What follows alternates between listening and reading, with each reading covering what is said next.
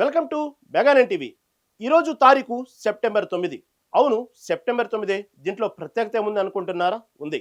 సరిగ్గా 2 ఏళ్ల క్రితం సెప్టెంబర్ 9, 2023 ఆంధ్ర రాష్ట్ర రాజకీయాల్ని ఒక మలుపు తిప్పిన రోజు ఆ రోజు.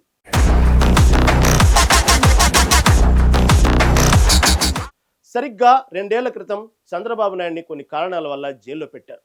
ఎంతో క్షేత్రస్థాయిలో బలమున్న పార్టీ, భారీ కార్యకర్తలు ఉన్న పార్టీ, 40 ఏళ్ల రాజకీయ ప్రస్థానం ఉన్న పార్టీ అయినప్పటికీ కూడా చంద్రబాబు నాయుడిని తమ అధినాయకుడిని జైల్లో పెట్టారని బయటకు వచ్చి నిరసన తెలపటానికి కూడా భయపడేటువంటి రోజులు. ఎందుకంటే గతంలో ఉన్నటువంటి వైసీపీ ప్రభుత్వం, ముఖ్యంగా సీఎం అప్పట్లో జగన్మోహన్ రెడ్డి కాబట్టి ఎక్కడ బయటకు వచ్చి నిరసన తెలపలేకపోతున్నారు. అలాంటి పరిస్థితుల్లో ప్రస్తుత డిప్యూటీ సీఎం, అప్పుడు జనసేన నాయకుడు పవన్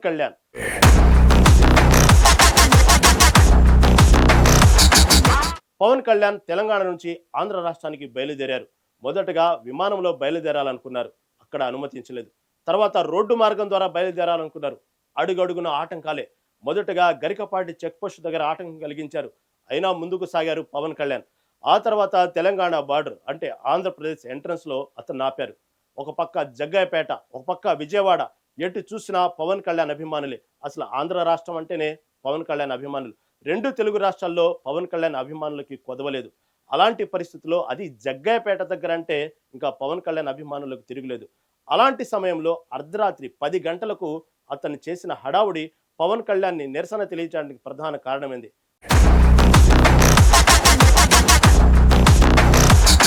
అక్కడే ఆంధ్ర రాష్ట్ర రాజకీయాలు ఒక మలుపు తిప్పింది.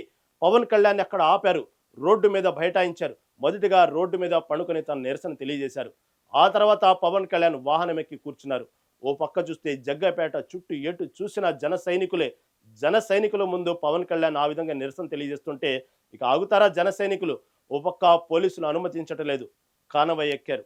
ఓ పక్క చూస్తే ఎటు చూసిన కోలాహలం, జనసందోహం, జన సైనికులు, వీర నారీమణులు. ఇటు పక్క పవన్ కళ్యాణ్ ఆ విధంగా నిరసన తెలియజేస్తూ ఉంటే ఓ పక్క ఆవేశంతో ఉప్పొంగిపోతా ఉన్నారు. ఆంధ్ర రాష్ట్రానికి కేవలం చంద్రబాబు నాయుడిని కలవటానికి వెళ్తున్నారన్న కారణంతోనే డిప్యూటీ సీఎం అంటే ప్రస్తుత డిప్యూటీ సీఎం అప్పట్లో జనసేన నాయకుడిని పవన్ కళ్యాణ్ని ఆపారు పోలీసులు, అనుమతించట్లేదు. ఆంధ్ర రాష్ట్రానికి వెళ్ళటానికి లేదు అంటూ అతన్ని అక్కడే ఆపేశారు. ఎట్టి పరిస్థితుల్లో ఏం మాట్లాడకుండా కేవలం మౌనమే సమాధానం అంటూ గాంధీ గారు చెప్పినటువంటి మౌనంతో ఆ విధంగా ఆ బైక్ ఆ రోడ్డు మీద నిరసన తెలియజేసినటువంటి పవన్ కళ్యాణ్ వాహనం మీద ఎక్కి కూర్చున్నారు. ఒక్క పోలీసులు అనుమతించట్లేదు. ఎంత బతిలాడినా పవన్ కళ్యాణ్ ఏం మాట్లాడలేదు, మౌనంగా వాహనం మీద కూర్చున్నారు. అదే తన నిరసన. ఆ రోజు నుంచే ఆంధ్ర రాష్ట్ర రాజకీయాలు ఒక్క మలుపు తిరిగినాయి. మాకేముంది 151 సీట్లు ఉన్నాయి అనేటువంటి అహంతో ఉన్నటువంటి వైసీపీ పార్టీని ఒక్కసారిగా అధఃపాతాళానికి తొక్కేటువంటి ముహూర్తం పెట్టినటువంటి రాత్రి.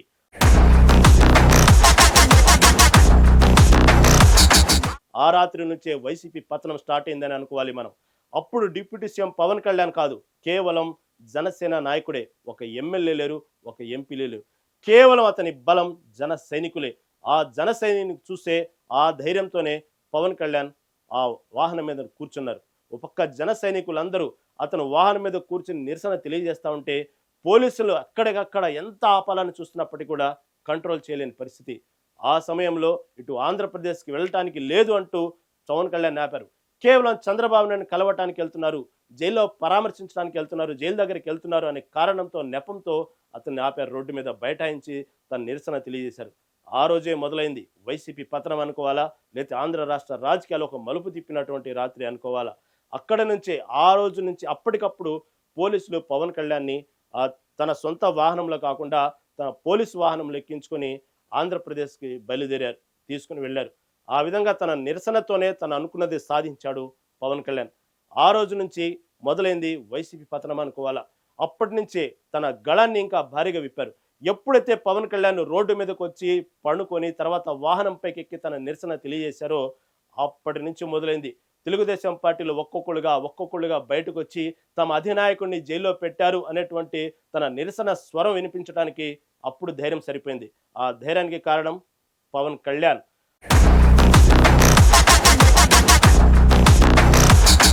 పవన్ కళ్యాణ్ చూపినటువంటి ధైర్యం, చొరవ అందరికీ ఆదర్శమని చెప్పుకోవాలి. ఎన్నో సోషల్ మీడియాలు, జాతీయ మీడియాలు, నేషనల్ మీడియాలు అన్ని ఒక్కసారిగా పవన్ కళ్యాణ్ ధైర్యానికి కోడై కూసినాయి.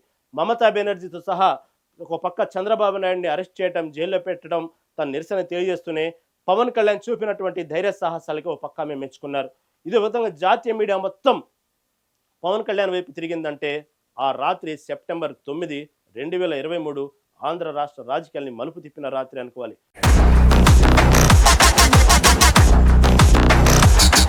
అది పవన్ కళ్యాణ్ చేసినటువంటి అలాంటి సాహసాలు, తన నిరసన తెలిపినటువంటి జోరు అవన్నీ చూసిన తర్వాతే అప్పుడే టీడీపీ శ్రేణుల్లో ఒక ధైర్యం నింపుకొచ్చింది. అప్పటి వరకు టీడీపీ పార్టీలో కనీసం సంస్థాగత ఎన్నికలు, స్థానిక ఎన్నికల్లో కూడా నుంచోటానికి ధైర్యం సరిపోయినటువంటి పార్టీ తెలుగుదేశం పార్టీ. ఆ పరిస్థితుల్లో అప్పటి నుంచే మొదలైంది తెలుగుదేశం పార్టీ స్వరం మెల్లిమెల్లిగా పెంచటం. మాకు ఒక తోడున్నాడు, మాకంటూ ఒక పవర్ వచ్చింది, మాకంటూ ఒక పవర్ జోన్ మన పక్కనుంది, కాబట్టి మన ఇక్కడి నుంచి ఏమైనా మాట్లాడొచ్చేటువంటి ధైర్యం నింపినటువంటి రోజు ఆ రోజు నుంచే మొదలైంది. అప్పటి వరకు తమ నిరసన తెలియజేయాలన్నా, కనీసం పేరెత్తి పలకాలన్నా, జగన్మోహన్ రెడ్డి అని అనాలన్నా, గట్టిగా అనాలన్నా ధైర్యం సలిపోయిన రోజులు ఆ రోజులు. అప్పట్లో పవన్ కళ్యాణ్ ఎప్పుడైతే ఆ రోజే చెప్పారు, ఏముంది ఆంధ్ర రాష్ట్రానికి వెళ్ళాలంటే వీసా కావాలా, పాస్పోర్ట్ కావాలా అంటూ ప్రశ్నించడం మొదలుపెట్టారు. ఆ రోజు నుంచి ఆ ధైర్యమే, ఆ చొరవే ఈరోజు అధికార పార్టీలో వచ్చేలా చేసింది. ఈరోజు ఇంత భారీ స్థాయిలో మెజార్టీ సాధించిందంటే 151 స్థానాలు కలిగినటువంటి వైసీపీ పార్టీని అధపాతాళానికి తొక్కుతాను అని చెప్పి అధపాతాళానికి తొక్కినటువంటి ఏకైక నాయకుడు పవన్ కళ్యాణ్.